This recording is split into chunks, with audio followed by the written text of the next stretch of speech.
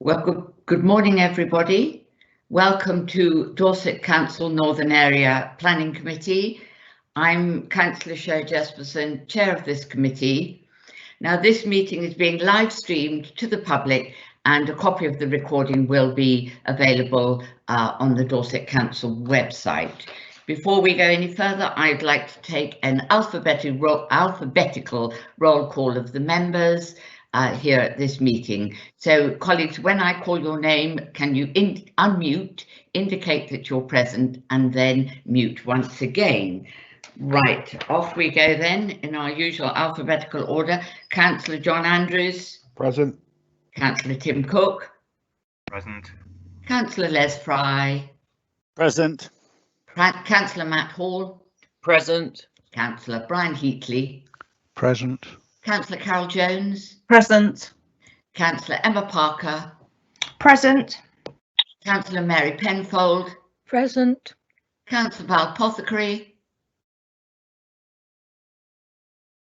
Present. No, Val. Councillor Belinda Rideout. Present. Councillor David Taylor. Present. Good morning. Councillor Val Pothecary, are you with us? No, well, we'll note that Councillor Pothecary is... Excuse me, Chairman. Yes, I am with you, and I did say present. Oh, I beg your pardon. I didn't hear you. You're very, very welcome. Thank you very much. Good. Thank you. Now, we also have a number of Dorset Council officers participating at various points in the proceedings, and they will introduce themselves when they first speak. Now, members, excuse me, I know you will wish to join me in welcoming George Dare, who, as our new Democratic Services Officer, supporting the work of this committee. This is his first time with us, so you're very welcome, George. And also Pauline Weld is in the producer's chair today. I do slightly worry that when this COVID is all over, there might be a flood of local government officers heading off to Hollywood for their new careers, having all had so much fun behind the camera in our virtual meetings. So there we are, there might be a recruitment crisis heading. Oh, and I also understand that there are some residents of Stallbridge who might be joining us to view the meeting today. So a very warm welcome to you too. So first of all, a word about procedures for the benefit of the people viewing the meeting. Now, we have one very important planning application to consider today. I will invite the case officer to present their report and recommendations, followed by the highways officer. Members of the public have been invited to submit written submissions to a maximum of 450 words. Importantly, these submissions have all been read by committee members and of course by officers. Now, up to 3 submissions in support and 3 against can be read to the meeting by a council officer. Representations will be taken in the following order: members of the public, the town or parish council, the ward member who in fact addresses the meeting live, and finally the applicant. The total time allowed for public participation being 15 minutes. Now, following these representations, members can ask questions on points of clarification. Then the committee will deliberate and come to a view, at the end of which I will take a roll call vote. As always, members, when I call your name for the vote, you will say either for, against or abstain. So moving on to our agenda then. First, Georgia, are there any apologies for absence? Item 1. No, there are no apologies. Thank you very much. Item 2, members, do any of you wish to declare an interest in the business before us today? If you would just indicate in the chat box if you do, I'll give you a moment. I'm seeing nothing, so I will assume none of you. That's very helpful. Again, and item 3, can we confirm the minutes of our meeting of December 2020 are a correct record? So again, to keep this simple in our usual way, could you just indicate in the chat box if you don't agree the minutes? I don't want all 12 of you to say that you do. Again, I'll give you a minute. Any problem with the minutes? I'm seeing nothing coming through that section, so we'll agree those as a correct record of our meeting, and I will sign them in due course. Item 4, public participation, I've just covered. So item 5, moving on then to our first application. So this is land agenda item 5A, land south of Lower Road, Stourbridge, an outline application for 144 dwellings and 2,000 square meters of employment space. This is an outline application to determine the principle of development and matters of access only. Just by way of introduction, I would comment that unusually this application has already been referred to the Planning Inspectorate for decision on the grounds of non-determination. Essentially, Dorset Council did not make a decision within the required timescale, so the applicant has used his right to refer the application to the inspector, who will make the final decision at a public inquiry. So the role of the committee today on this occasion is to furnish the inquiry with our view, and it's important that we consider this at committee. It's important that we consider this at full committee so that the application is discussed in public and so that the views of consultees and local representatives are heard. If we just went straight through to inquiry, there would be no public debate by Dorset Council of this.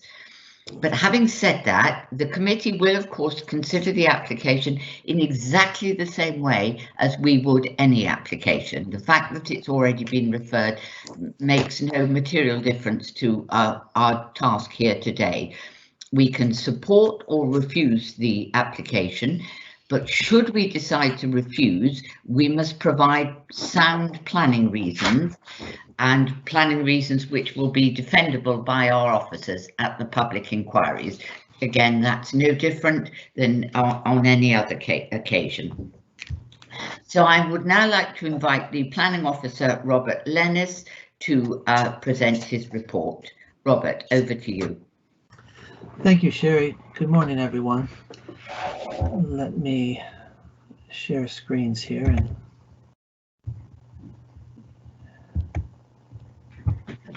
see if we can get this to work.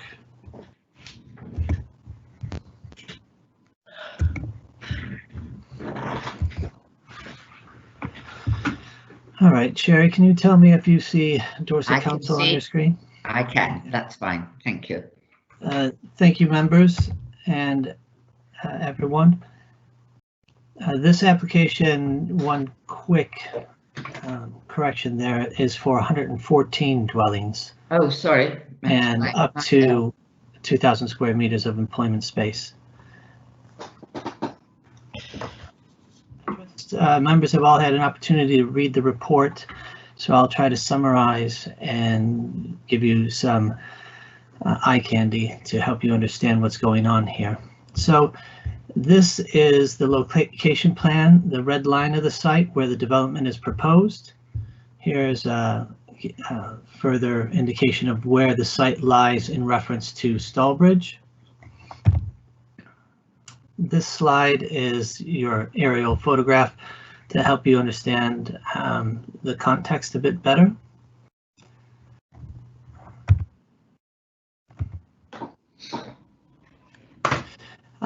This is a constraints map to help you understand some of the constraints that that lie with the proposal.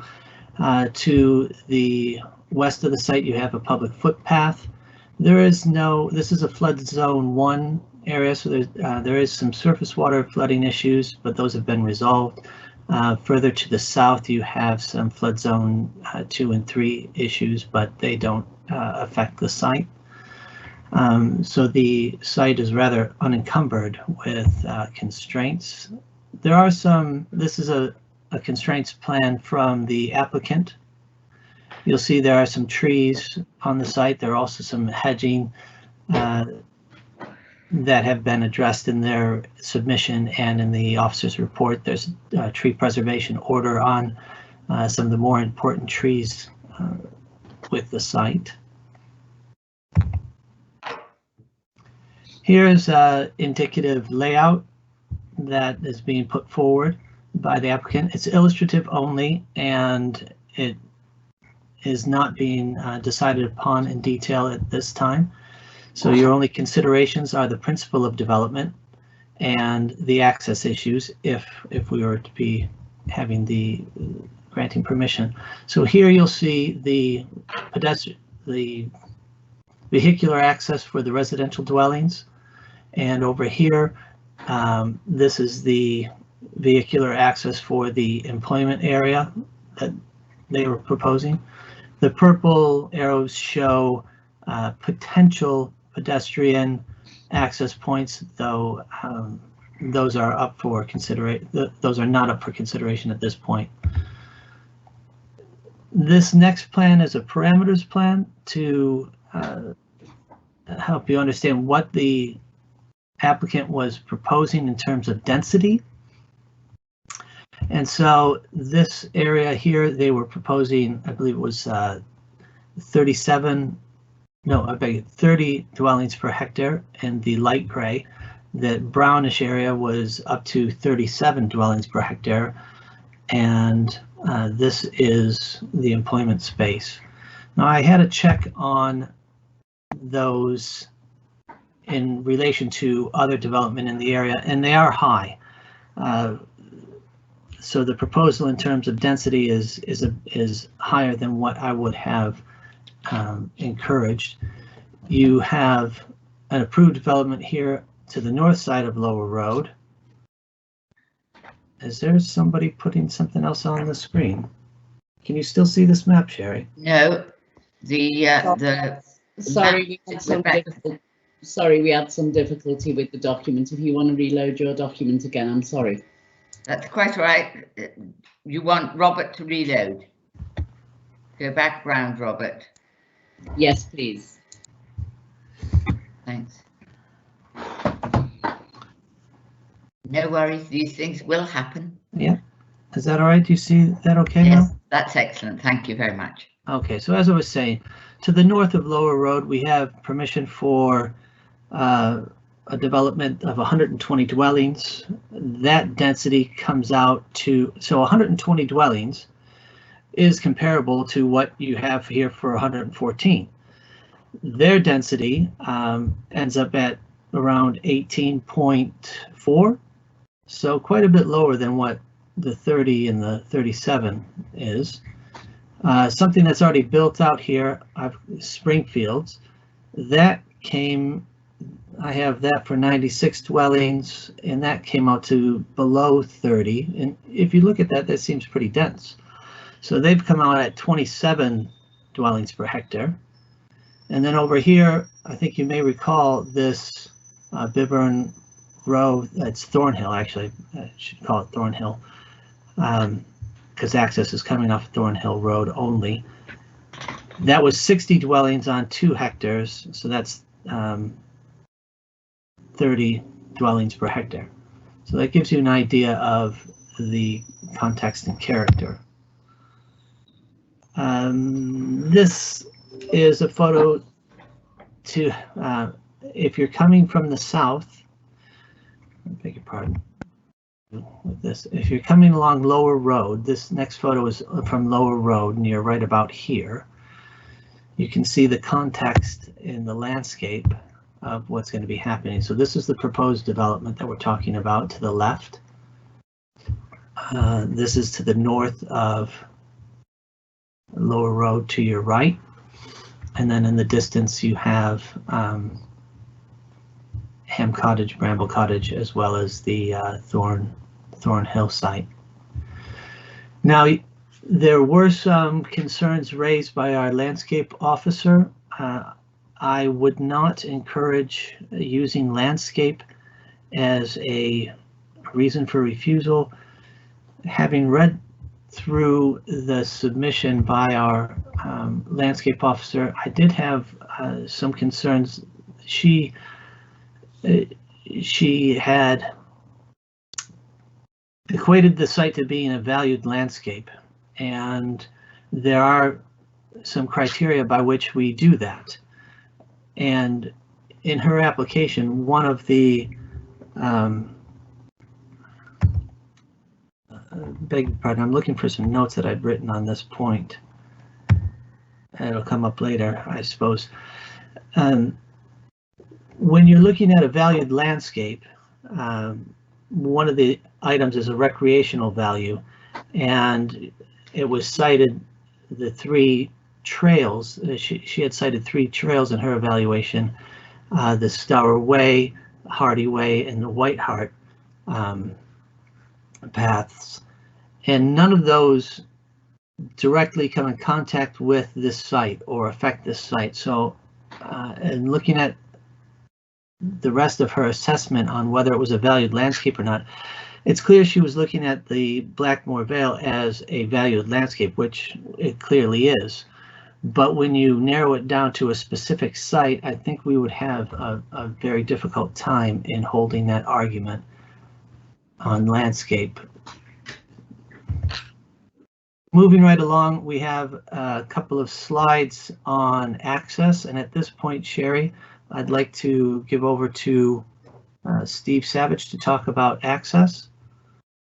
Yes, thank you very much. And then I'll come back after Steve. Thank you. Steve, if you could like to come in now and talk about the access from the highway point of view. Thank you.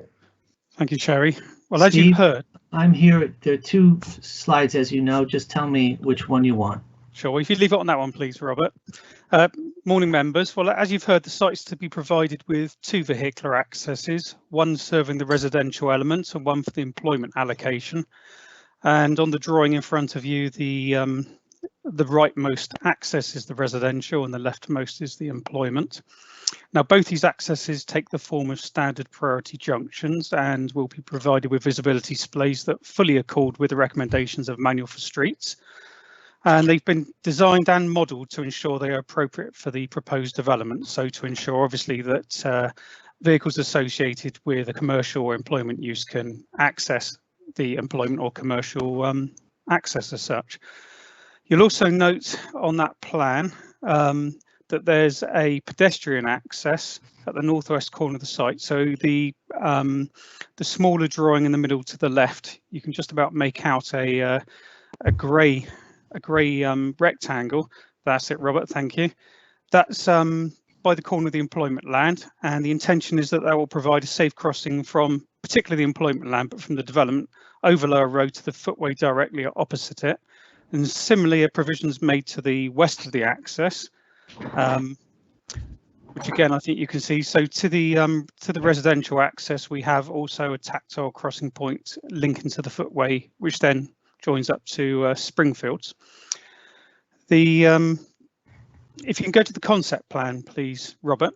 Robert did mention the fact that there's some pedestrian accesses shown on the concept plan.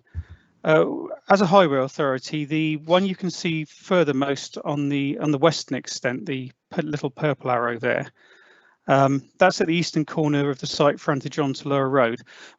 We don't consider that this suggested access point is acceptable, as it will obviously lead to pedestrians entering the highway on an unrestricted, unlit section of road, which is 130 metres to the east of the closest footway.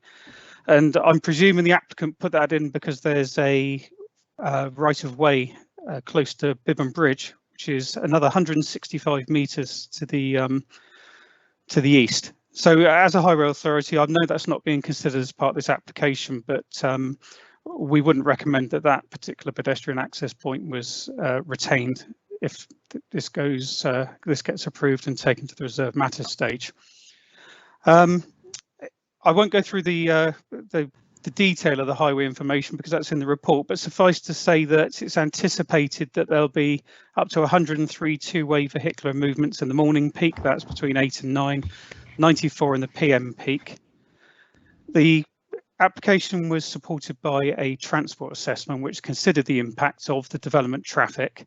It provided junction modelling which proved that all of the additional traffic can be accommodated by the local road network which would continue to operate efficiently. So to sum up, Chair, the Highway Authority is of the opinion that there are no highway safety issues presented by the proposal or any residual cumulative impacts on the road network that can be recognised to be severe in terms of the MPPF, or would provide a substantive and defensible reason for refusal at an appeal scenario. Thank you. Thank you very much indeed. If Robert, then back to you to carry on. Thanks, Sherry. Thank you, Steve. Members, you would have seen in the report, the application would be accompanied by a legal agreement to secure contributions to the list of items there. That list is also within your report. And these should be given weight in your planning balance consideration. So moving on to the key planning matters, as we've touched upon a little bit here, the principle of development in light of the council's lack of a 5-year housing land supply and taking account of all matters in the planning balance as well as landscape impact. I have expressed my opinion on landscape impact that I don't think that's something we could reasonably defend at appeal. Our principle of development, the matters need to be taken into consideration relating to the size of the village and what's available there.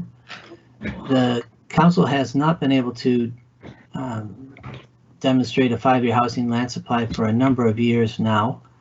The latest annual monitoring review shows us that we have 3.3 years of demonstrable harm.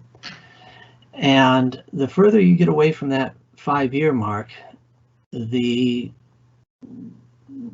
planning balance tips more and more in favor of developments like these, where they're adjacent to a sustainable village or town, and that has to be given considerable weight in the face of a lack of a 5-year housing land supply.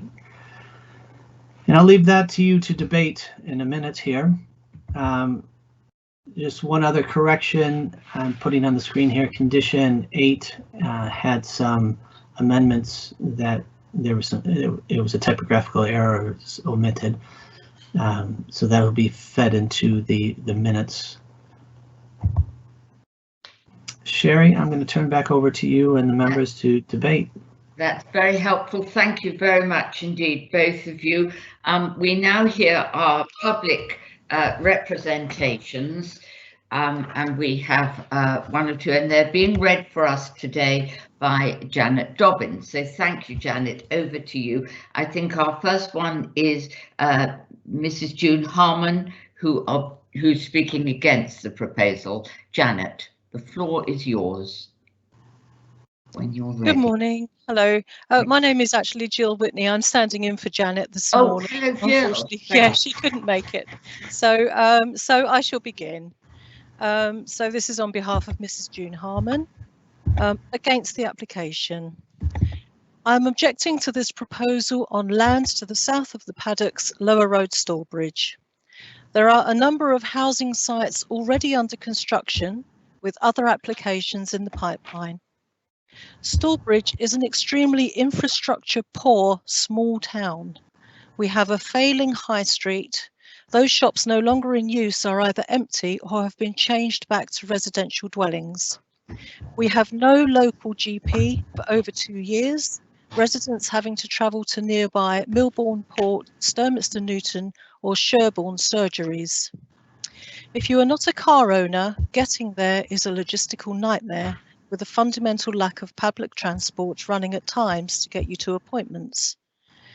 Our one primary school is sadly lacking in capacity to accommodate a large influx of children, which will be happening as the new houses being built have families with children moving in. Work locally is minimal, therefore people will need to commute further afield, meaning increased traffic flow on the already at times congested narrow roads in Stallbridge. The current house building sites, the one off Lower Road, is private housing starting prices at 325k, hardly affordable for local Stourbridge residents trying to get onto the housing ladder. The social housing site off Thornhill Road, although welcome, will not, as many people believe, necessarily benefit locals, as these will be put out for bids for anyone from anywhere be able to access. As regards the commercial and retail units, not a desirable place for them to be built, and once again traffic flow would increase and noise and disruption to new housing development would not be favourable. Stourbridge already has huge lorries coming through, making dangerous turns onto the high street from Station Road. A few near misses have occurred as the pavements are so narrow. Pedestrians have to at times hug the walls of the buildings to escape being knocked into the road. I would like the developers to maybe spend some time here, not just a flying visit, to see what it is like on a daily basis. Perhaps when COVID is over and before a final decision is made, they could do just that. It's not all about money, although maybe it is for some of them. They build and walk away, and we have to live here. Thank you. Following, we have Jane Westbrook against the application. On behalf of Dorset CPRE, Campaign for the Protection of Rural England, we object to this application as follows. The A357 runs through Stourbridge and is the main route from Wincanton A303 and on southwards. Traffic is constant with HGVs and agricultural vehicles. Due to the historic nature of the town, the roads are narrow. The crossing in the town centre is restricted in size and visibility. Approaching from Barrow Hill to A357 Ring Street, the lane is narrow with buildings on either side, no pavements and poor view of approaching traffic. Approaching from the A357 Ring Street, the road is wide enough for one vehicle only. Traffic queues by Dyke's Supermarket. Grove Lane cuts into Ring Street with no visibility of oncoming traffic from the crossing. Highways' opinion is that the network will continue to operate efficiently. We suggest it will become a significant road safety hazard. Highway states there are no safety issues. When in commenting for the draft local plan, they mention road safety concerns. The applicant proposes a B1 employment site. This allows industrial processes which would be entirely unsuitable at the heart of a residential area. The applicant states the report of the senior landscape officer, who does not support the application, may be influenced by local opinion. The opinion reflects local opinion, which should be respected and not treated with derision. Further, it is an accepted fact that mitigation seldom fully repairs harm done to landscape. DC Housing Enablement Team have reported housing need in the area would need to be demonstrated, and that although there is a high level of housing need in Dorset generally, it is likely that the housing need in Stourbridge will be met by the recent and current development in the area. The applicant seeks to undermine the knowledge and experience of the DC Housing team, which is disingenuous. We are surprised that highways have no concerns. If the access point to the lower road is made safe, there is still considerable impact from 795 trips daily. With no useful public transport, no doctor's surgery, no secondary school, and few retail employment options, it is unlikely that residents will choose to walk or cycle to access these facilities. Templecombe Station is 4 miles away, and the A357 is busy and unsuitable for cycling. Stourbridge is not well connected to neighbouring towns, as stated by the applicants. DC has a climate emergency strategy which states that housing should only be built where there is access to public transport, employment, schools, training, and all amenities. And now moving on to Stourbridge Town Council against the application. Stourbridge Town excuse me, I'll start again. Stourbridge Town Council consider that agenda item 5A is being brought to the committee at the wrong time. The Dorset local plan is currently in the consultation process and the application in question subject to an appeal. They do not consider this to be the best practice and will be considering seeking a judicial review of this process. The proposed greenfield site outside the established settlement boundary forms part of the historic landscape setting of the town within the Blackmore Vale.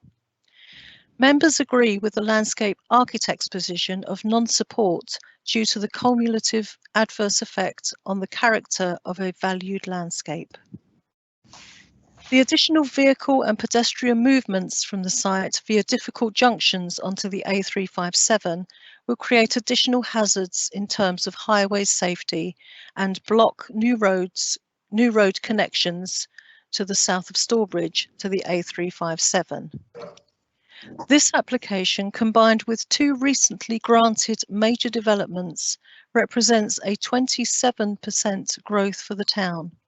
This figure more than doubles the 10% growth of the whole district over the last 10 years and the planned comparable rate of growth for the period, mostly in the four main towns. This rate of growth for Stourbridge at the edge of the county is not sustainable, and members agree with the inspector's view of the local plan in 2015 that large-scale development sites in Stourbridge would harm the character and uniqueness of the town. The level of growth to date in Stourbridge already contributes to meeting the 5-year land supply target, which Dorset Council is dependent on granted permissions being built out by developers. This application is not supported by a demonstrated local need, a view which is supported in the officer's report. It is therefore considered to be unsustainable and not in accordance with the adopted local plan spatial strategy, given the town's location on the northern edge of the district with restricted links to larger towns via public transport and a limited local infrastructure in terms of commerce and employment. In conclusion, STC asks committee members to consider the Dorset local plan's commitment to build the right houses in the right place, give due consideration to the value of the rural setting of the town, of which they are proud, and respectfully ask that they do not support the recommendation in principle. Thank you very much indeed. Very nicely read. Now we will hear from Councillor Graham Carr-Jones, who is the ward member for Stourbridge.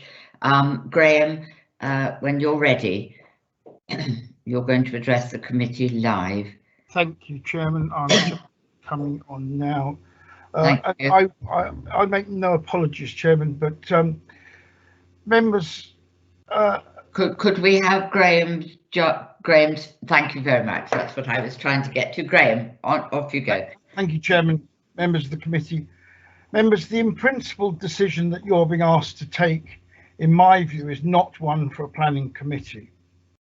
A large strategic site like this is one that the community of Stourbridge should be making through their representation and feedback into the current local plan consultation. Our town council is currently working on their response to the local plan, and the residents are feeding back their comments. This large-scale development is more important to the community, and they would urge you to refuse this application if they could be here today.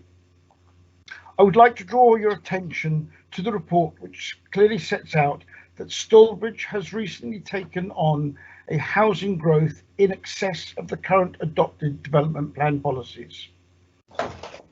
Your report goes on to state that this case before committee is because the council can't demonstrate a 5-year land supply. So I would like to remind your members who may not be familiar with it that the adopted North Dorset local plan, it still carries weight, and this application is completely contrary to policy number 2, the core strategy, policy 6, the housing distribution, policy 20, the countryside, and furthermore it contradicts the SAVE policies of North Dorset District Council's local plan 2003 1.7 on settlement boundaries.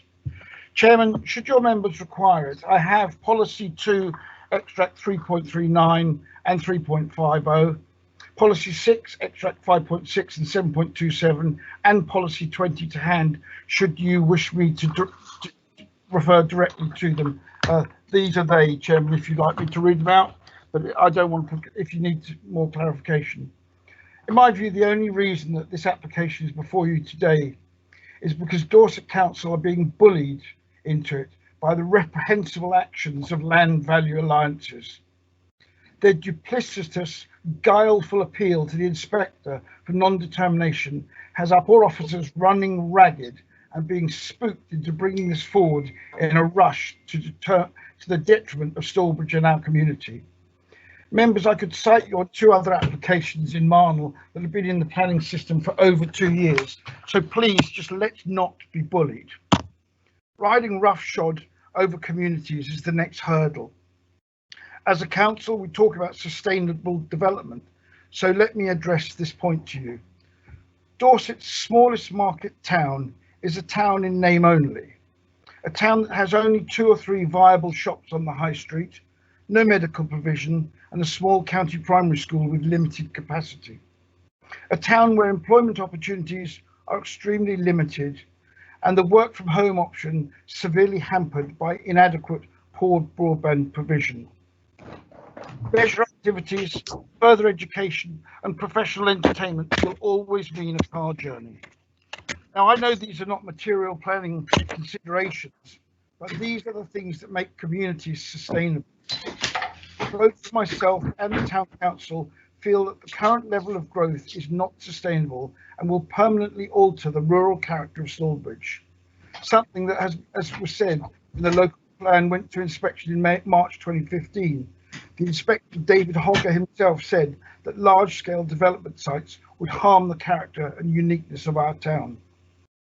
The recently approved adjacent sites off Lower Road and Thornhill Road for 180 houses have already started construction, with residents living at the Lower Road development. This is an 18% growth, and as you've heard, if all 3 of these sites go through, there'll be 27% growth in the town. This doesn't take into account the extent planning applications for a further 30 or so houses dotted around the village. And to put this into context, the North Dorset local plan notes that district as a whole has expanded by 10% over the last 10 years and planned a similar rate of growth for the planning period in the 4 main towns. As you've heard, the Dorset Council landscape architect is not able to support the application due to cumulative effects on the greenfield site outside the settlement boundary, which borders the footpath and forms part of the historic landscape setting of Stallbridge. Members, the loss of this setting and the impact on the footpath would be a sad loss of amenity for local residents. So moving to the cumulative impact of large-scale development, I'm concerned that this application, with the 2 already started that gain access via Lower Road, which is a quiet road with difficult junction on DA357. Chairman, as a local member of 32 years experience of this road, the extra motoring traffic, pedestrians, it'll pose a significant safety hazard. The proposed business areas are inappropriate on this site. It'll be surrounded by residential developments on all sides, and that's notwithstanding the empty shops and business units that Stallbridge already has. I have to question where on earth do this outfit do their research? From a suite in Harrow, perhaps? This speculative land banking exercise will not help our 5-year land supply. This is achieved, which is reliant on permissions being built out by developers. Members, as the portfolio holder for housing, I cannot support this application in the ward. Now, it's fair to say that Dorset Council is in desperate need for social housing, but this comes back to our council's mantra of the right houses in the right places. Due to the existing number of extant permissions, this application does not address a demonstrated local need. And given Stallbridge's isolated location within rural Dorset, the limited public transport links and local infrastructure, it seeks to create a level of growth that is considered to be unsustainable and contrary to the adopted Local Plan Spatial Strategy 7.2. Members, our own officer's report clearly states Stallbridge does not have a local need of affordable housing. To give you the context, Lower Road will provide 48 units of affordable housing. The Thornhill site is a 100% affordable housing scheme of 60 units provided by Sovereign.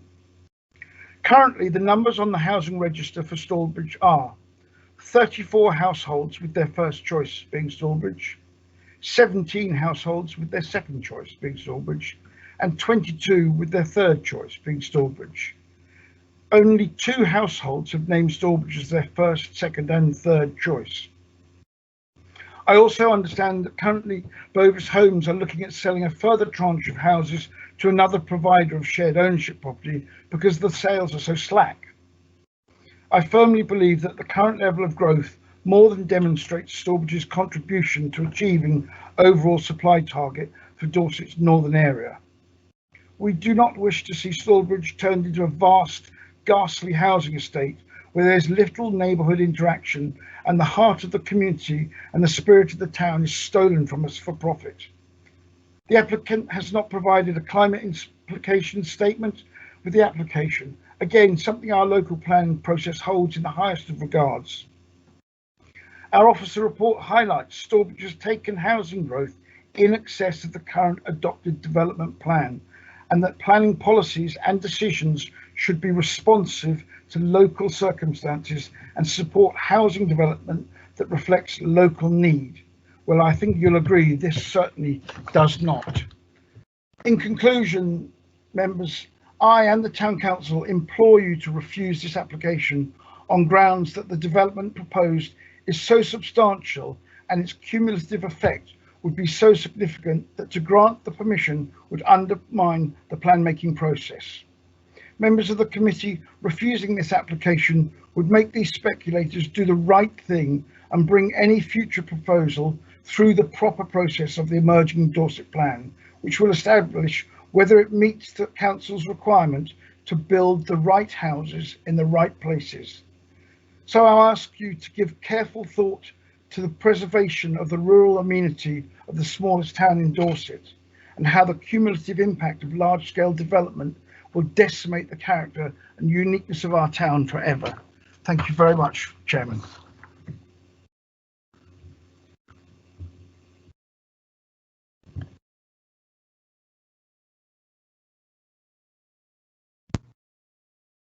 Thank you, Graham. Sherry, over to you.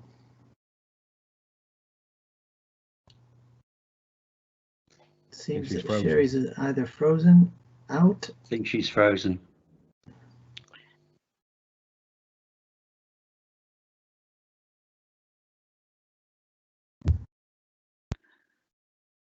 Jill, could we hear from the representation in support now, please, from the applicant? Yes, of course. Right. Grassroots on behalf of the applicant. We welcome the officer's recommendation and hope that members can support it so we can work towards avoiding the public inquiry schedules for the end of April. The proposals represent the use of land to round off Stallbridge and provide much needed housing and employment land. As the Council's Housing Enabling Officer notes, there are currently 1,100 households on the Dorset Home Choice Register, with the SHMA indicating the need for 367 additional affordable housing units over a 5-year period to meet that need. This application proposes the delivery of 114 houses, 46 of which would be affordable. This will provide a significant boost to the council's supply and assist in addressing the backlog that currently exists.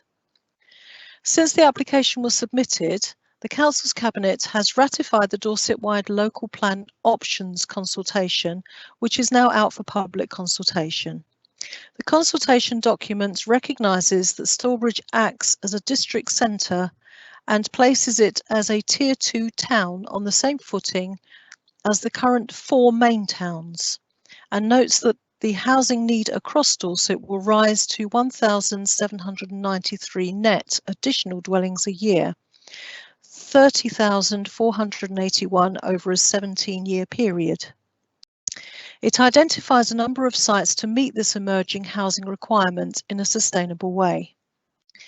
The application site is included as a preferred site for residential development with capacity to deliver 150 new homes. In suggesting the site for allocation, both the principle of development and the impact on landscape was taken into account, with specific guidance on landscape matters provided with the policy wording. While we appreciate the Dorset-wide local plan is at an early stage of preparation, it does indicate the direction of travel and highlights that the Council's own officers consider the site represents an appropriate location to accommodate development needs in a sustainable manner, without leading to adverse impacts on the landscape or town's infrastructure. The Council's highway officer and flood risk management engineer have also confirmed that they have no objection to the proposals. The scheme will deliver a number of benefits, the most significant of which are increase the choice and supply of market and affordable housing, helping to reduce serious shortfall in supply in a sustainable location, thus allowing the Council to resist unsustainable development elsewhere. Provides a mix of uses, including employment land, which will provide flexible workspaces and local jobs in the town, and replaces ecology's sterile arable fields with a more biodiverse network of habitats. We trust that members will agree with your planning officer's recommendation that the public benefits associated with the delivery of much needed open market and affordable housing, alongside job creation, weighs in favour of granting permission, and that no adverse effects would represent reasonable reasons to refuse the application exist. We therefore commend the application for approval to provide a much needed boost to housing supply in the area, to provide people with the homes and jobs they needed to bounce back from the current recession. And that concludes the report there.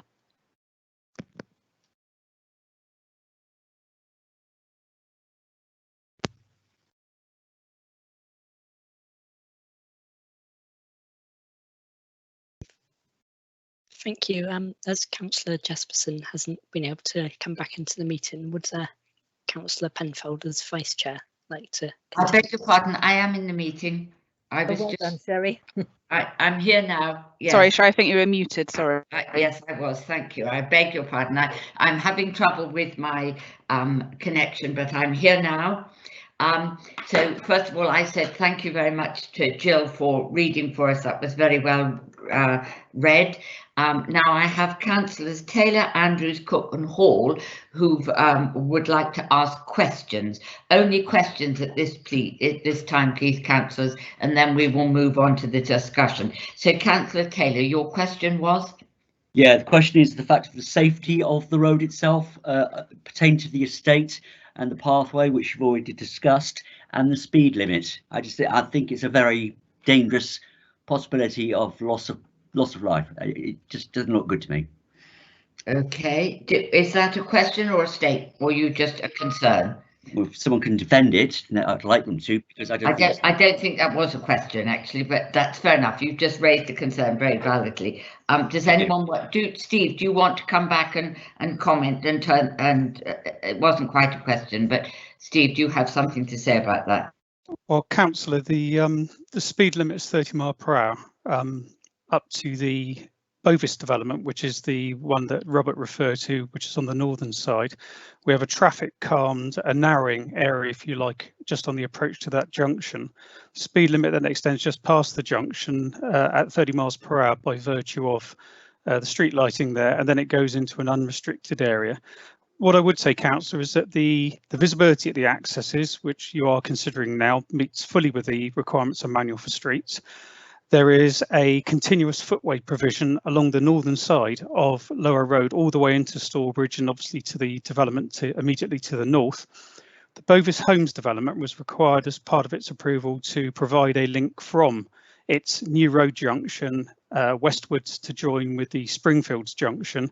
So I would say that we have a continuous footway link through there. We have a 30-mile-per-hour speed limit, and it's obviously drivers are encouraged to adhere to the highway code and observe the speed limit. We get some that don't, but that isn't a sufficient reason to say that the road is dangerous. We have no accident records up and down the road at all. So whilst your comments are noted, I don't think we have any evidence that actually sustain any argument that it is unsafe, I'm afraid. Hope that helps, Chair. Thank you.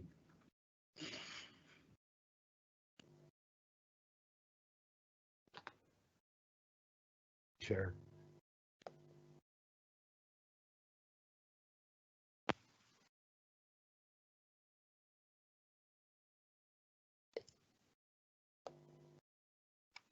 Chair's gone again, I think, George.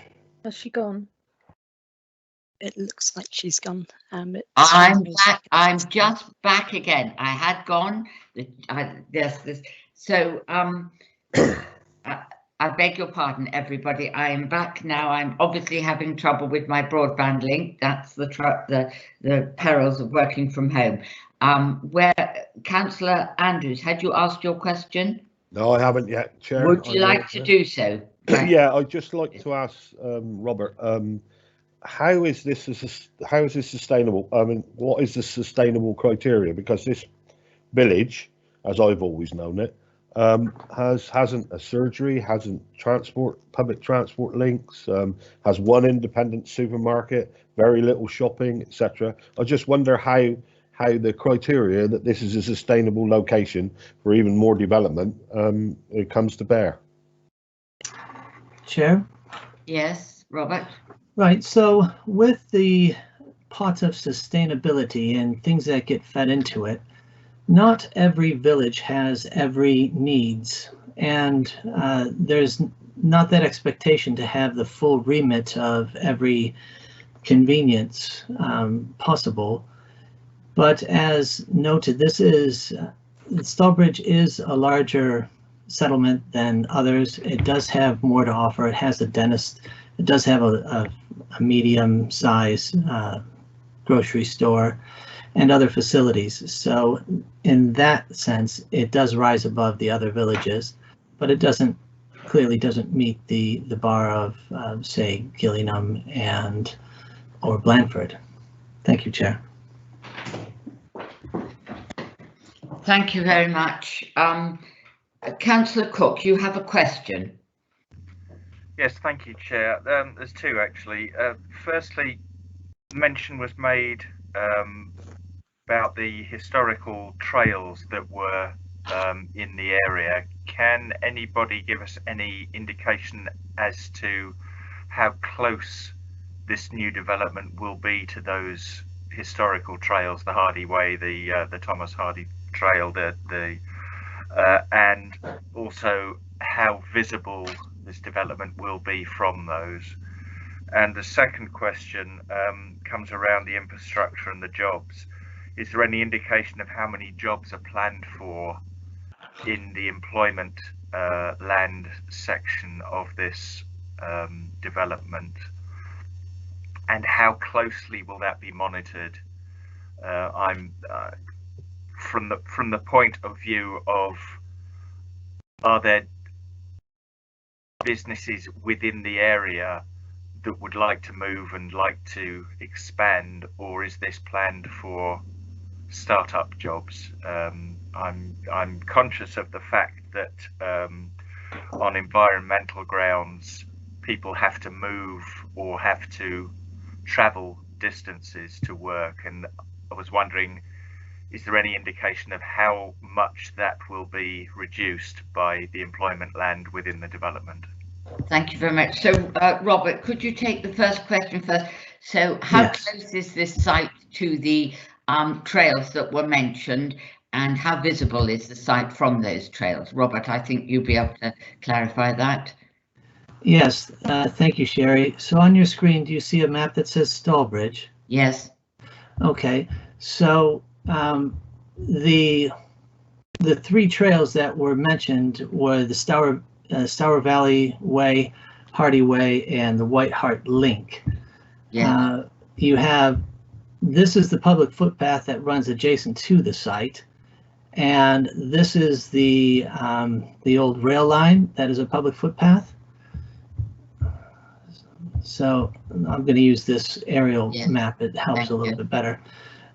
None of those trails touch or come near to the site. The closest one, and I think it was the Stour Valley Way, does indicate the old rail line as part of its path. All right, so in my opinion, the recreational values of the site are being overstated a little bit. And then also when you turn to other matters within the judging of a valued landscape, there's a perception value as well. The site will be overlooked from this higher ground in here, and there's some public footpaths you will have seen. Well, they don't show them this. You got a public footpath here, but they're going to be viewed in the context of what's already been approved. So we've approved development on this field, and we've approved the development on this field. Okay. All right. Yes. And then the next point that was raised was about jobs. Hello? Hello, yes, jobs. So I don't have much in the way of details on how the employment site will come forward other than what they said. We would look to condition that so that there wouldn't be so much employment land. I would agree that there's not the greatest need for that quantum of employment land here. I think what the developer was proposing is a mixed-use development, which benefits the scheme. But certainly there could be a small retail corner shop provision within the site that wouldn't be objectionable. As far as I'm aware, the employment needs of Stallbridge are adequately met through their existing employment allocation, which I'm kind of moving the cursor over at the moment here. Thank you, Chair. Hannah, did you have any other comments or information on the employment land that could benefit? The employment land is fixed in this application, so councillors are considering 2,000 square metres of employment space and a small element of retail space, which would form part of a local type centre. So it wouldn't be anything that sort of impacted on the supermarket in Stallbridge or the any kind of retail in the town centre. So it wouldn't be that we are proposing to a condition that would limit the employment space. The applicant has indicated it would be for B1 type purposes and flexible office space and light industrial. There was a comment about it not being compatible with residential use, but that kind of use is in fact compatible with residential type use. It's light industrial office type use or workshop uses that don't cause noise emissions. So it could be a use that could sit alongside residential development without adverse impacts. In terms of whether there's businesses that would relocate into this unit, we don't have that information unfortunately today, but it would be available if it was provided for either relocating businesses or new businesses for Stallbridge. That's helpful, thank you, Hannah. So effectively, the part of your question is that at this point, the employment land is broadly speculative, and that's entirely reasonable because this is at the early stage of the planning process. So they don't yet know what businesses would move in there, but that's not unreasonable that they should not yet be able to tell us that. Councillor Hall, have you a question? Thank you, Chairman. I've got a number of questions for Steve Savage. Thank you. Morning, Steve. I'll ask the questions one at a time, if I may. First one is, I'm mindful of the number of applications within Stallbridge, and the road infrastructure in general is quite narrow. Is there any particular reason why the peak traffic movements do not include the afternoon school time? Through you, Chair. The simple answer is, Councillor Hall, that when we're looking at transport modelling and traffic assessments, we tend to work to the actual AM and PM peaks as being those which generate the substantive amount of traffic. So in this instance, I think the modelling results proved that between the in the PM peak, as opposed to the school period, the traffic movements were greater. And the rationale behind that is to present a picture of the worst case scenario in the morning and the worst case scenario in the evening. I think in real terms that whilst we're all aware that schools do generate a reasonable amount of traffic, it won't be comparable to that which is generated in the evening peak, for example. Okay, thank you, Steve. The second question, I suppose I'm after some help here on how to look at this application. You kindly provided a diagram of the access, and Robert highlighted a illustrative image of the site. My understanding of Article 2 in brackets 1 of Town and Country Planning, that the definition of access includes the circulation routes within a development. Now, have I read that wrong and misunderstood that? Because if I haven't misunderstood it, then I need more than an illustrative map of the layout. Robert, would you like to answer that one?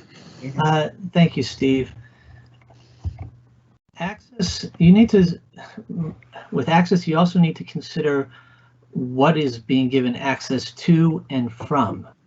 Yeah, is there something there other than a field? And what we have is just access to the site. So that's all they're providing at this point, and so that's all we're going to be granting permission for. If, however, they provided an access plan with an internal road and plots or the like, then you're being shown access to something. And so you can see that with this case, it's simply access to the site. And that's a very fine point that's come up recently in other cases as well. A good question. Thank you. Okay, thank you. Third question, Steve. Sorry to be technical. I believe so far as impacts on the highway network are concerned, it's important to have regard to the phrase residual cumulative impact. I believe in the 2014 Red Hill Aerodrome versus the Secretary of State, the assessment said that the impact of the proposed development should be assessed not only on the traffic generated by the scheme, but also by reference to the aggregate impact of the scheme and other developments within the area. So I suppose my two questions are, one, have you done the modelling on all of the proposed applications in Stalbridge? And I suppose the second thing is, how far has that modelling gone? For many of us who know Stalbridge, the main road is quite narrow. So my concern is the impact of all these traffic movements on the centre of town. Certainly. Well, the standard process for preparing a transport assessment, and I will stress here that I didn't carry out the modelling. The modelling was produced by the applicant. As a highway authority, we are duty bound to check that it's correct and acceptable. But the requirement is to carry out an assessment of the baseline traffic movements, to look at the projected traffic movements or likely traffic movements from the site. And when you actually then produce your modelling results, you also look at committed development in the area. Or extant permissions and the like. So in this particular instance, the Gladman's development, the Bovis Homes development to the north, was utilised by the applicant as a basis for their transport assessment. And that actual application looked at the junction, the A30 with the A357, it looked at the Barrow Hill junction, it looked at the junction of Lower Road with the main A357 through the site. So it's looked at all the pertinent junctions, and my job as the representative of the Highway Authority is to ensure that the pertinent junctions are looked at and considered. It looked at those in, as I say, for the Gladmans. This site then growth the traffic up to allow for the difference in baseline traffic from 2014, 15 up to now, and then applied that to the modelling process, put those figures into the various junctions to ensure that there weren't queuing problems or other associated safety problems. And the conclusion reached by the transport assessment was that there weren't. This was checked by ourselves, and we accepted the fact that there weren't any issues at all, which is why my recommendation was that the network could accept the additional traffic, it would continue to operate efficiently. I'd also say, Councillor, that the other developments we've had in Stalbridge very recently, Robert referred to the Thornhill Road site, for example. We've had other sites coming off Grosvenor Road and the like. They're all carrying out the same procedure and they're all interlocked, and we can check against all the figures. So we've got a very good database here as to what we feel to be representative of traffic. And I can only say that this one ties in with all the other transport assessments that we've had done over probably the period of the last 5 or 6 years to give us what we feel to be a true and accurate picture of what's likely to happen. So hopefully that explains the process. It does. Thank you, Stephen. I'm sure you'll be grateful that this is my last question. I'm quite one for developments of this size for making sure that we have an adequate construction traffic management plan. Mindful again of the number of developments within Stalbridge. Is it something that is possible to do within a condition to have something akin to an overarching traffic management plan? Because obviously if you've got a consistent and numerous amounts of construction traffic in a small town, it could cause problems if not managed properly. And I'm just wondering whether that is something that actually could be done or whether that's not possible. Well, my planning colleagues will have to confirm whether a condition as such is appropriate. I'm just a mere engineer. But what I would say is that we've recommended that a construction traffic management plan be applied to this particular site. That will come to us for discharge, or to the authority for discharge, and the Highway Authority would be consulted. And we would then look at the various phases of development which are taking part in the locality to see if there's an issue. One of the things we try to do, Councillor, is if we think that there's a problem in the AM and PM peak with regards to traffic movements, we'll encourage the developer to avoid those periods. So as you quite rightly mentioned schools before, if this was in close proximity to a school, then we'd encourage the movements to be outside of school hours. Can there be an overarching one for the whole of Stalbridge? I think it's unlikely, but I'd have to let Robert answer that one, I'm afraid. If you're concerned that there'd be a conflict between more than one development taking place at the same time, that is something that the Highway Authority would consider. That's something that we would take into account when we're looking to actually discharge any condition. So Robert, I don't know if you can help. Robert, would you like to just comment of this most interesting question about whether or not how we would go about conditioning for the cumulative effect of more than one development going on at once? Yes, certainly, Sherry. Thank you, Chair. As we've done in the past with Steve and his colleagues, the construction traffic management plan condition will often give us information of how many lorries are coming to the site and how often lorries are coming to the site. And we try to work with the developers because there's that, I think reciprocity is the right word. Yeah. There's a reciprocal trouble for the locals. There's also trouble for the developers. They don't want that. So it's in their interest to work with us through the conditions of giving us information. We can give them best directions and times to go. And then after that, development proceeds as best as possible. Thank you, Chair. Okay, thank you, Rob. Thank you, Steve. Could you just remind us then, Robert, if the conditioning of the construction management arrangements are in place at this, or do they come with the later part of this development? Have we got adequate conditions this time with this application? Give me a moment to check the bottom of the report. Yes, thank you. I'm afraid Chair, yes, it's condition 9. Thank you. Construction traffic management plan. We have one. That's good. Okay, so that satisfies members that we have a plan in there. Chair, and then when you do see, if you do have a look at condition 9, you'll see the very first bullet point is construction vehicle details, and that's asking for the number, size, type, and frequency of movement. So that's how we address these matters typically. That's fine. That's very helpful. Thank you, because I think that was an interesting question in the light of how much is currently going on in Strawbridge. I'm going to move now to Councillor Mary Penfold, who also has indicated that she has a question, and then I'm coming to Councillor Val Pothecary, who's been so patiently waiting. Councillor Penfold, would you like to ask your question? Thank you very much, Chairman. Yes, I would like to know if there has been any comment from the PCT as yet, the Primary Care Trust. Robert, have we had any comment from the Primary Care Trust or Commission about health provision? Did they comment? No, I didn't see any on file. No. Okay. So none is the answer, Mary. Thank you. Okay. Thank you very much. I'd like to now move to Councillor Val Pothecary, who would like to begin the discussion. Val, the floor is yours. Before you come in, Val, I'm seeing now that Councillor Heatley was indicating that actually he wanted to ask a question as well. So before you begin the discussion, Val, I'm sorry, could we have Councillor Heatley's question? Sorry, Chair, I should have put that it was a question in the RTS. I thought we were still on that bit. We are. I have two questions, actually. Yes.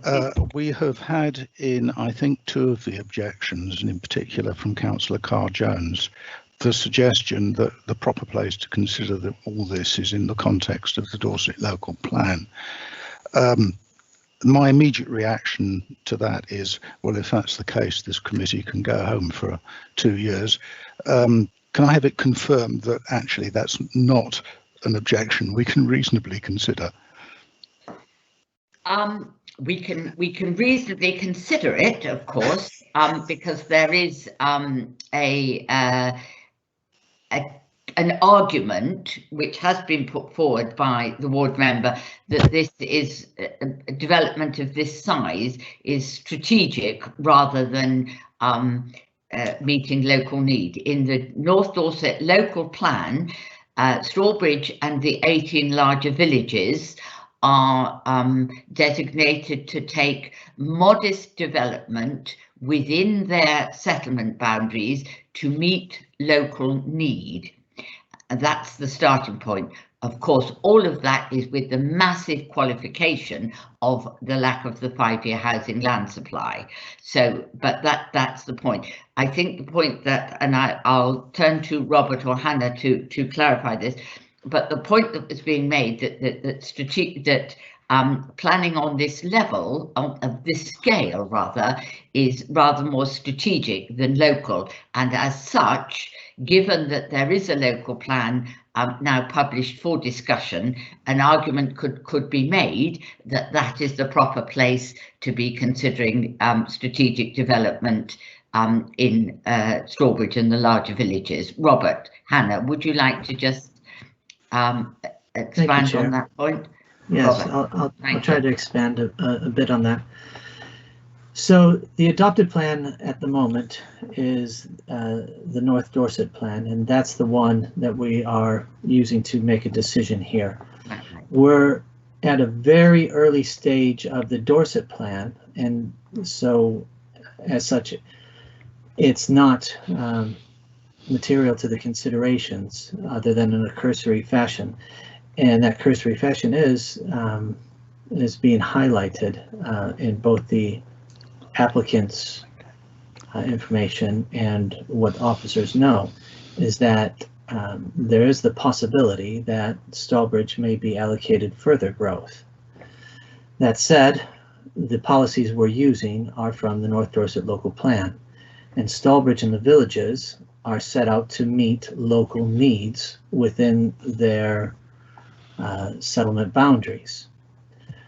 But when you have a 5-year housing land supply that you must demonstrate every year, and if you're not meeting it, you need to look beyond the policies. Those are no longer considered to be wholly relevant, and the weight that you give to those is dependent on the merits of the case. So if there were heritage concern, or if the landscape argument was stronger, we could more easily demonstrate that this would be inappropriate. But in the circumstances of this case, we have very little to hang our hat on other than a policy that is out of date and isn't working, because we only have a 3.3 housing land supply in 3.3 years instead of the 5 years. And that's not just the first year it's happened, but it's happened in several years running. Thank you. Thank you. Is that your last question, Brian, or did you have another? No, I think that helps. And actually, my second question was going to be about the consequences of the lack of a 5-year land supply, and I think Robert has answered it without me asking it. Indeed, we are.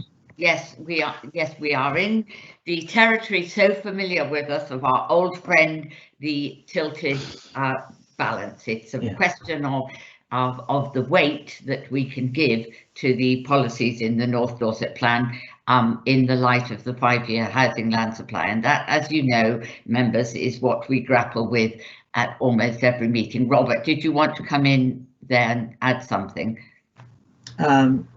Only that those other two sites that you've seen today, the Thornhill site and the land north of Lower Road, are also outside the settlement boundaries, and those were also allowed, and it's a balanced consideration, and that you're taking on about whether to allow development beyond what the policy says. Yes, that's helpful. Thank you, Robert. Councillor Apothecary.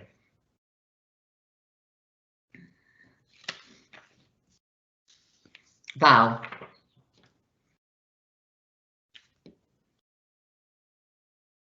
Councillor Apothecary, are you with us? I'll come back to Councillor Apothecary in a second. Can you hear me now, Chairman? I can, thank you, Val. Councillor Apothecary. Thank you. This is obviously a very difficult application, but I feel Stourbridge has recently taken on a housing growth in excess of the current adopted development plan policies. And I do not believe that an overriding need can be demonstrated for this development to be located in the countryside. I understand the tilted balance, but this application is not policy compliant with the local plan or the emerging local plan, and we must assess it in line with usual procedure. The cumulative impact of consents already given is substantial, and consent for a further 114 homes plus employment space would mean an adverse impact on the wider Blackmore Vale. I feel the additional development would be totally unacceptable burden on the town of Stourbridge, which is barely more than a large village. A growth of 27% plus is unsustainable at this time. So I do not consider it reasonable to say yes to this application. I feel enough is enough, and I would like to propose refusal. Thank you. Thank you very much. Councillor Rideout.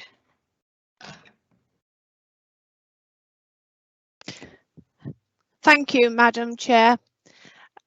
Yes, I would concur with the remarks made by Councillor Apothecary. I don't wish to have to go over the points she's already made. I believe, well, if you will remember, I sat on a committee with yourself determining 3 separate large applications for Stourbridge not so long ago. 2 were approved and 1 refused, and I thought then this has got to be enough for Stourbridge. You know, I understand our local plan policies, but I do feel that this excessive development should be coming through a Dorset Council local plan and master planning framework, as we've seen in Gillingham, so that it's not piecemeal and it's all joined up thinking. The case officer's report, the first paragraph states Stourbridge has recently taken on housing growth in excess of the current adopted local plan. Hundreds of dwellings are, say, piecemeal to a place. Essentially, it is a large village, small town. There is no demonstrable local need for this type of development, and it could push Stallbridge into a growth of 27% or even 50%. There are more proposals at Waterlake and Station Road in the wings waiting. So at what point does this stop? And I've listened to everything that's said, and I've been wrangling over this application. My concerns are the high density of the proposal, the cumulative adverse impact on sustainability of Stallbridge with limited facilities and infrastructure, and particularly access to and from the village and within the village. It's contrary to Countryside Policy 20, no overriding need for this development to be located in the countryside. And the cumulative adverse effect of the landscape character on the landscape character of valued Blackmore Vale landscape. And this was picked up by the landscape architect, who was not in support of the application. And in her words, the magnitude of change increase in the size of the settlement will have an adverse impact on the character of the wider Blackmore Vale, a valued landscape with strong literary associations and conservation and recreational value. And this is contrary to our policy 4 of the North Dorset Local Plan. So for the reasons I've just stated, I'm not happy to endorse the recommendation to give an in-principle approval to this application to be conveyed to the Planning Inspectorate. Thank you. Thank you very much indeed. I've had Councillor Andrew, who has agreed to second Councillor Apothecary's recommendation to refuse. Before I do that, I have Councillor Fry. Councillor Fry, you wanted to comment or question? Thank you, Chair. And I suggest you may need Councillor Andrews to verbally say on record that he wishes to. I'm coming to that. Thank you. That's fine. My comments are particularly around the density of this application and whether Robert would like to comment. But having looked at it, from my view, that you've got a to the north 120 at 18.4 per hectare. You've got Springfield 96 houses at 27 per hectare. You've got Thornhill 60 houses at 30 per hectare. And this development is 37 or 38. That seems over densification for what is a rural town or large village. It seems they're trying to turn it into this village into an urban area. I also look at the North Dorset plan, and Councillor Carr Jones very eloquently put his views across there, and I am in agreement with my colleagues on this panel. I also struggle with the comments on the applicant's statement where he says this replaces ecologically sterile arable fields with a more biodiverse network of habitats. Really? Houses instead of a field? Sorry, I'm in support of my colleagues who've made a recommendation already. So there were some questions there. I'll leave them at that for the moment. Yes, that's very helpful. I'm not sure that's very helpful. Thank you very much, Les. Robert, do you want to comment further on the points that Councillor Fry has raised on density, or it seems to me he's expressed them very well himself, but Robert, do you want to come back on that? Indeed, there isn't much. He did express himself very well there. I showed a slide earlier and explained the numbers that I had calculated. You could be splitting hairs about whether it was point this or point that, but it's fairly accurate what I displayed, and that's why I showed the slide I did. Right, thank you very much indeed. Before I ask Councillor Andrews formally to second this, I would ask, is there any member who would like to speak in favour of this application? In the interest of balance, I would just say if there was anybody who would like to speak in favour of this application, please feel free to do so. I'm not seeing anything coming up in the chat box. No. Okay. And nobody else wishing to add anything further. Councillor Andrews, could I ask you formally to indicate that you would like to second this? before you do that, Councillor Heatley has just said that he would like to say. Councillor Heatley, are you going to add something new that we haven't already heard, please? I don't want to go over the same ground. We're in danger of having a heated agreement here. I am not sure whether I want to speak in favour, but I would like to set out what I think is the case in favour, because partly by doing it, I will come to a view of where the balance lies. Yeah, thank you very much. Are you willing to hear that? Yes, please, as long as it doesn't take all morning. No, okay. Case in favour is quite strong, yes. I think that there are a series of objections. Density, perhaps landscape, certainly a lack of local housing need, and this thing about this being a rather strategic development. I feel the facilities thing rather cuts both ways, in that Stalbridge's shops and school and so on and so forth, in the longer run, if there are more people there, maybe they will get better facilities. Equally, I don't think there's much of an employment argument, and on highways we've had pretty unequivocal advice from the highways officers. What I suppose worries me in the context of where we are on the housing supply is whether the things that go against are enough for us to refuse. I think perhaps on balance they are, but I can't feel sure about it. Thanks. Yeah. Thank you very much indeed. That is the nub of the thing. Very well expressed, Councillor Heatley. Councillor Cook, I see. Are you going to add something new that we haven't heard yet? Yes, Chairman. Thank you. I don't think much has been mentioned of environmental impact on the perceived lack of infrastructure within Stalbridge itself and this development. It seems that people will have to travel a distance to find a doctor, a distance to find decent employment other than what is being offered within the development, and also for the cycle routes and traffic routes to Templecombe Station. I feel that putting more development into a very small village increases its size exponentially without any kind of infrastructure other than a small amount of B2 as has been mentioned.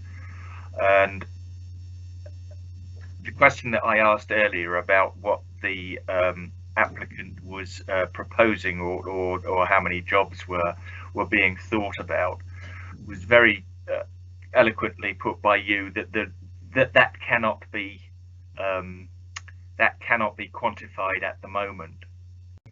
However, I think as has been demonstrated, the applicant can very easily on their behalf quantify how many people are going to move into these houses. And I think that's actually looking at it from the applicant's absolutely certain that people will buy these houses, but they don't know what the jobs are and they don't know what the infrastructure is. Mention was made by one of the objectors from the public that the applicants should come and spend time in the village and actually see what the impact would be of their development. I think that's a very sensible and rational idea, but unfortunately no way of enforcing that under planning regulations. But going back to the environmental grounds, I feel that this development will increase the travel in and out of the area. It will make a rural area, as has been mentioned, slightly more urban. And I think on those grounds, there might be a way of looking at this to refuse, but as an added reason to refuse. Thank you very much. Councillor Jones. Thank you. I've listened with interest to everything and I can see two sides here. When listening to members of the public that were against the proposal, they were saying they had failing high streets with empty shops. Well, it's people that fill empty shops and passing trade that fills empty high street. So I can see that side of it, but equally so, I don't feel it's fair that because we have a only a 3.3 year land supply, that this should all fall into Stallbridge. That seems terribly unfair. And at the end of the day, I believe we were voted in, elected to serve our communities. And on that basis, I stand with the people of Stallbridge to say this is just simply too much. So thank you. Thank you very much indeed. Colleagues, we have had a number of grounds listed here that you would be mindful to refuse this on.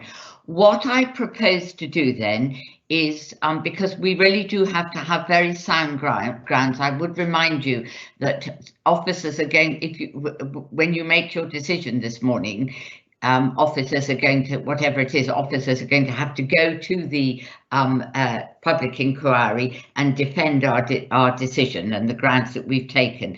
What I propose to do then is to adjourn the meeting for 15 minutes and invite the officers to draw up some sound grounds along the lines that you have indicated here today, and then sorry, is someone trying to jump in there? Sherry, could I just ask for clarification on what the areas are? I'm going to list them, Hannah. I'm just explaining. Would I be able to just comment quickly, Chair? Sorry, on the landscape impact issue. I'm going to comment on that. Thank you. Then you can comment. Leave it. Let me just say. I'm going to ask officers if they will work up some sound grounds, and then they will bring them back to us. If you agree them, we will then have a proposer and seconder of grounds for refusal on the grounds that we've come up with, and then we will put that matter to the vote.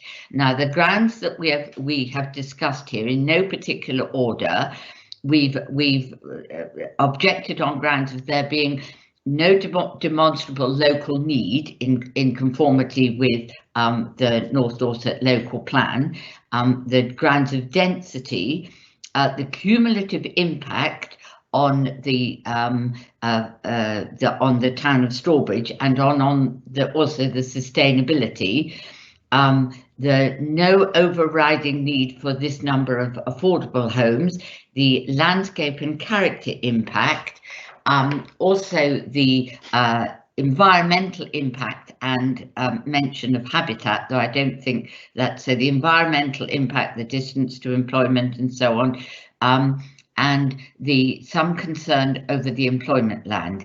Those are the various ones that you've written. You have not given any highways objection. Members, I would like to suggest that we've been given a very clear steer that the landscape objection is really not robust. So I would like to suggest that we give that list to our officers with the landscape objection, as it were, in brackets, because I don't think that they're going to be able to come back. You know, we've been told very clearly that the landscape objection is not strong enough. So with your agreement, Hannah, did you want to add anything at that point? I think that's really helpful, Chair. Thank you. I think in terms of the landscape objection, it's worth noting that the cumulative impacts of the landscape impact that were noted included a development that's currently under consideration to the north of the site, which hasn't been determined, and also an application that's been to appeal and is subject to a second appeal that was previously dismissed. So we have to be careful when we talk about the cumulative impacts. We're talking about development that could actually be built at this point in time. And the advice we were given in terms of this current planning application and the two applications either side of this application, that this site's sandwiched between, that on its own, with the ex-stamp permissions, it wouldn't be harmful. We'd have to consider a wider impact on the settlement of Stallbridge in terms of that being enough to sort of justify in terms of harm. So just bear that in mind if you do want to carry through with the landscape objection. We just need to be able to justify that on this site and the other 2 sites that have currently gained permission. And Robert's pointed out where those visual receptors are, and they are beyond the site, and they're viewed in the context of 2 developments that are going to be constructed either side of it. So whilst there will be a change in the appearance of the site and the locality, and there's a footpath right next door to it, we need to identify what harm there is there that would be enough to outweigh the benefits of the employment and housing offer through this proposal. So I think if you did want to revisit that, just look at it in that context, and we need to be more precise about when we talk about the cumulative impacts in that respect. Okay, yes, thank you. Okay,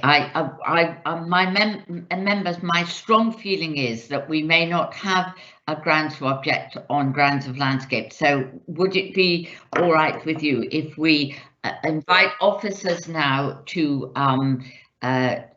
go away and formulate some objections in support of what we have said this morning, and come back with landscape included in that list if they can come back with something robust, if not with an advice to us that we would be well advised not to include landscape. The reason I say that is because we don't want to undermine our position by bunging the kitchen sink in, and if there's nothing sound to be said about landscape, then we must take that advice.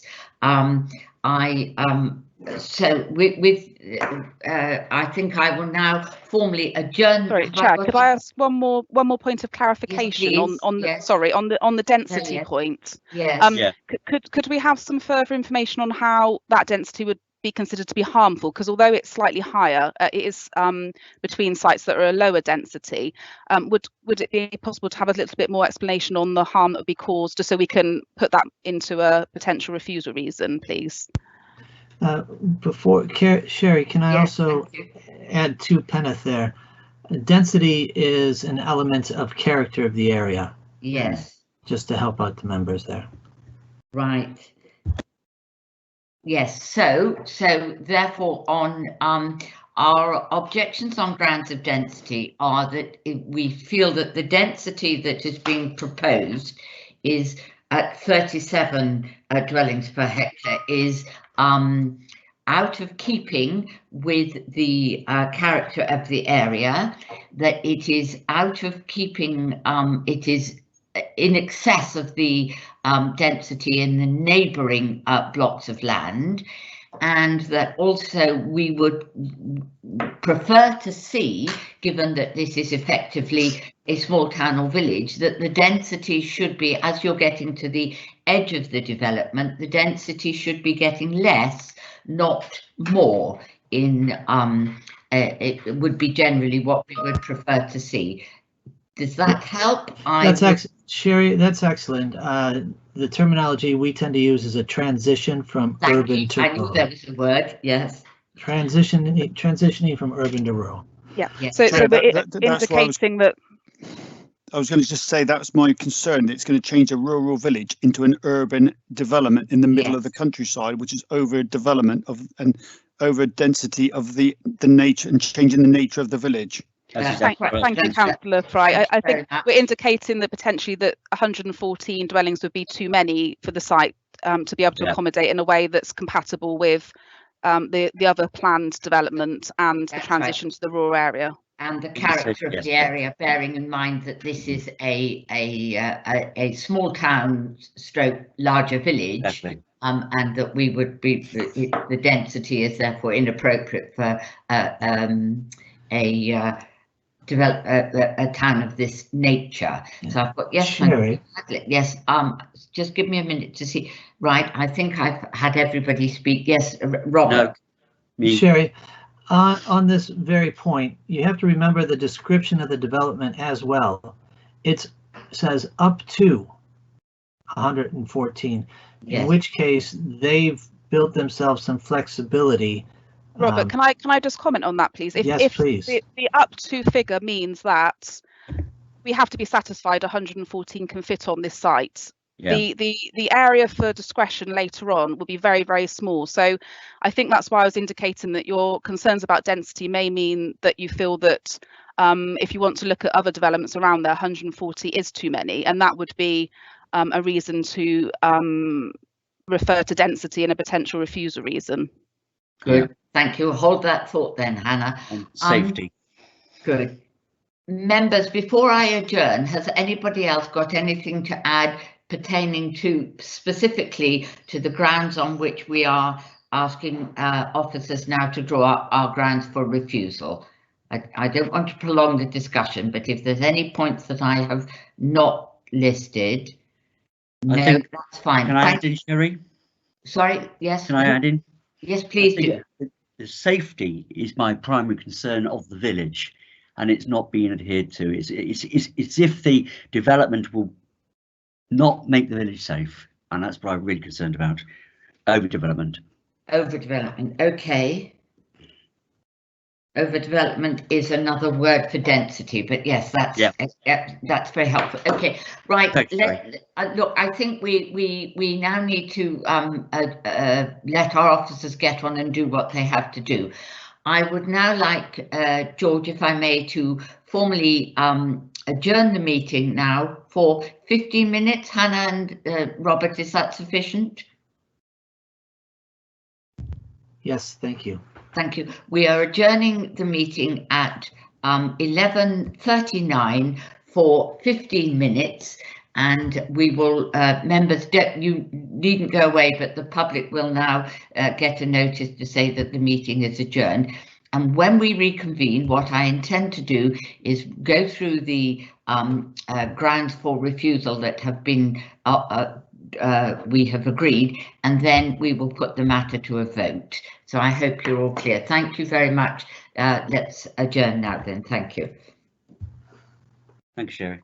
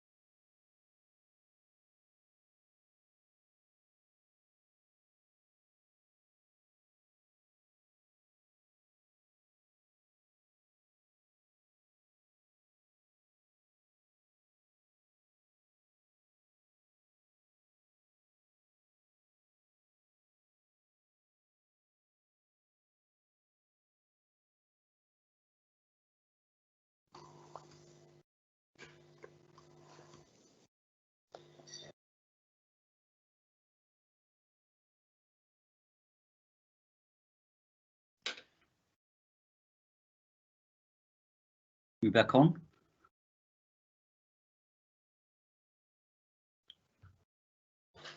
Not everybody yet, David, but we will be in a minute. How are you, John? You all right? Members, we're still live. If Okay, you sorry. keep your microphones and cameras off, please, till we reconvene.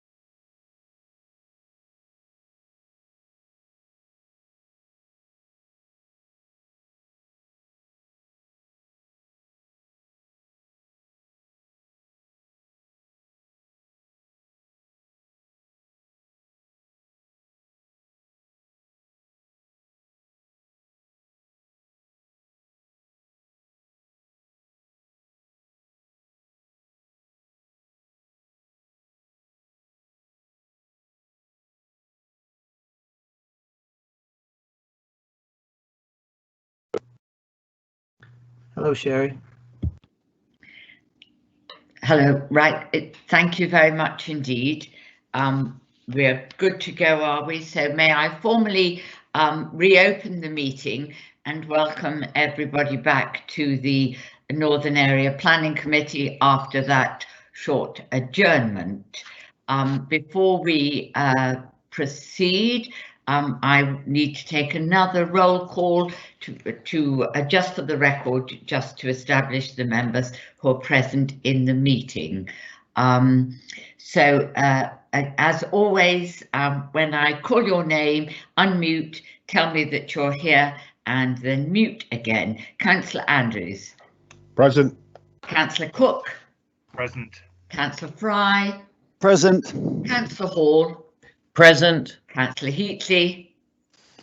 Present, Chair. Councillor Jones. Present. Councillor Parker. Present. Councillor Penfold. Present. Councillor Apothecary. Councillor Rideout. Present. Councillor Taylor. Present. Councillor Apothecary.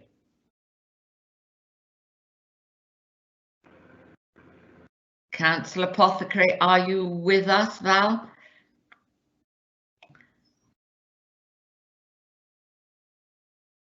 Val, are you there?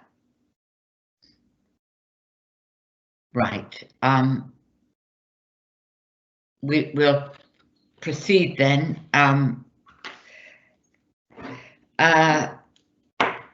Officers, have you managed to right, Councillor Apothecary, can you just indicate if you are with us? Val, right. I have a note here that Councillor Apothecary is having trouble with her microphone, but that she is able to hear. And Councillor, could you just put your video on so we can see that we can see you? Just briefly pop your video on. It's on. It's on. Can we see? No. Okay, we can't actually see you. So we'll Oh, I know. I can hear you now, Val, and now I can see you. Councillor Apothecary is present in the meeting. Thank you very much. Sorry about that. I just have to check that we can either see you or hear you. You're all present and correct. You can turn your microphone off now, Val. Thank you so much. Officers, have you managed to draft us some appropriate grounds for refusal? Yes. Right. Would you?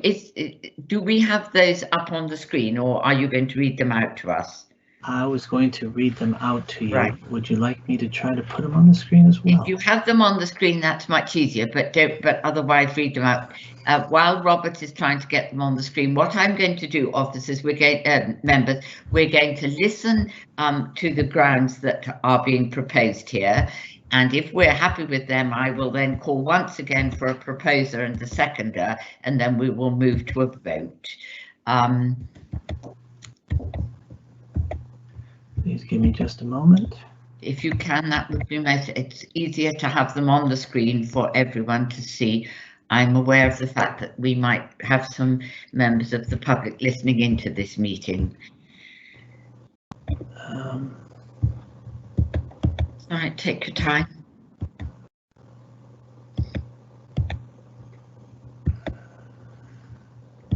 I am working on it. Sorry about this. That's all right. That's all right.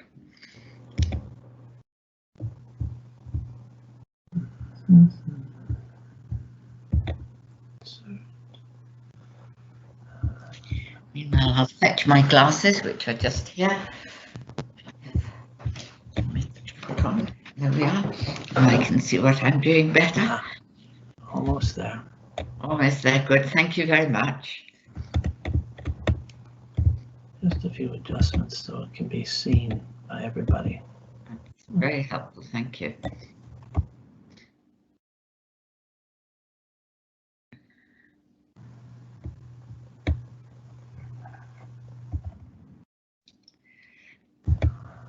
And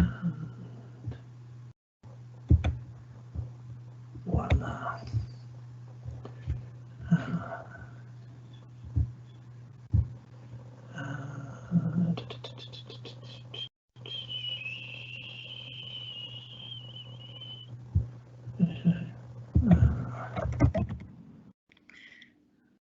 long whistle there from Robert, who's clearly concentrating hard. Yes. Just get my little dog out of the meeting. She doesn't have a vote on planning committees.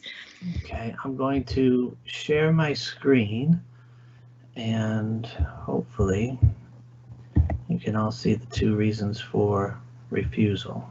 Brilliant, thank you. Let me know if you see that wording. Not quite yet, coming, yes.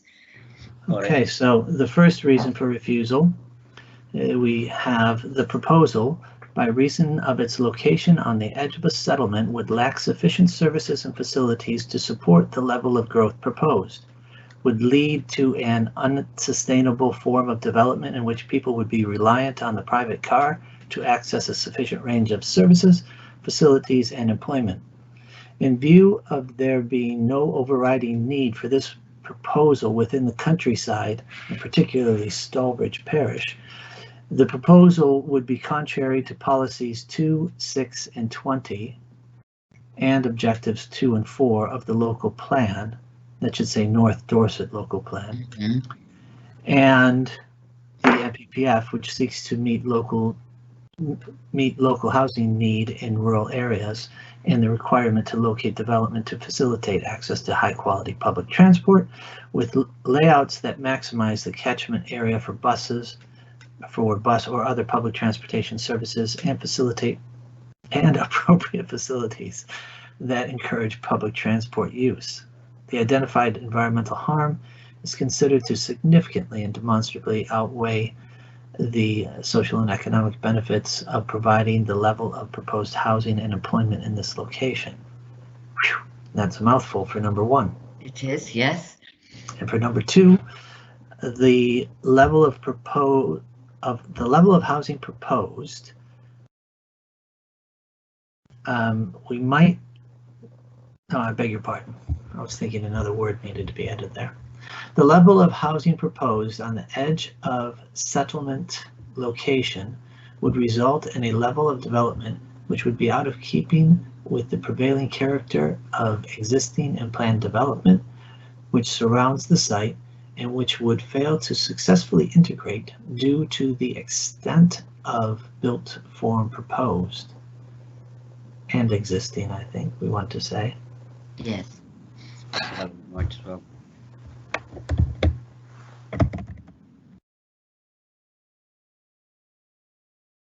The proposal would be contrary to policies 2, 6, 20, 24 is a design policy,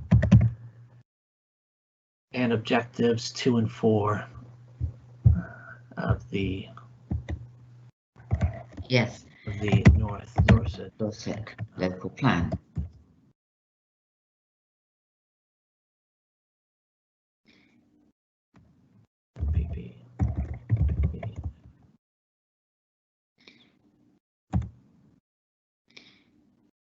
There you have it, Chair. Thank you. With just the general comment that we'll tidy up the reference to North Dorset local plan, and I think the first paragraph might need a bit more punctuation, but that's you can cover that. The development stuff. Yes. But now, members, I'm not minded to unpick this. Our officers have just spent half an hour drawing up this as strong as they can. So can